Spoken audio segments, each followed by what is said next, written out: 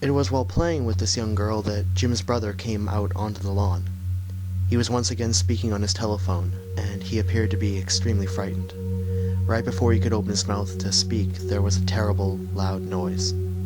Mr. Capullo described it as a sound unbelievably loud, painful to hear in terms of both its volume and the nature of the noise. But he could clearly indicate the source of the sound to be coming from northwest of his location.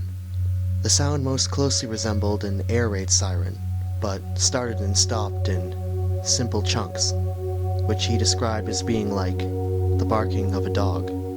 According to Jim's recollection, at this time he caught a quick glance back at the house, and that his grandmother, still bundled up in winter clothing, was staring out the front door towards the source of the noise. He said that her eyes looked different in a way that he had never seen before, as if she were just a corpse propped upright. The noises became louder and louder, and there were flashes in the sky, almost like lightning. But the flashes didn't show off minuscule glimpses of the sky. They showed something else. Something like a huge network of veins, miles high but close enough to be discernible by the human eye, pulsating just enough to be noticed. After the flashes, the sky returned to a starlit night, broken suddenly by a minute or two later by a few wide-winged aircraft, propeller-driven, and low enough to the ground by which Jim swore he could see pilots in their cockpits, wearing gas masks with eye holes that reflected off the moonlight. He ran across the street, ignoring his brother's yelling, and got the attention of the little neighbor girl.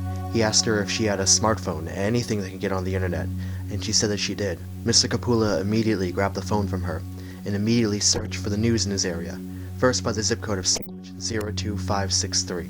As he handed the phone back to the little girl, Mr. Capullo claimed that her face had changed, looking as if her eyes were dropping out of their sockets, and that when he brought this to her attention, she turned from him and refused to look at him.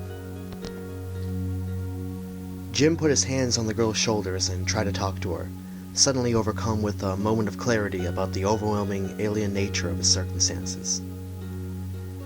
The child's mother and father rushed out onto the lawn and grabbed the girl away from him, yelling that he had no right to touch their daughter. As they were bringing her back into their house, Mr. Capullo stated that her mother shoved 2 pills into their daughter's mouth.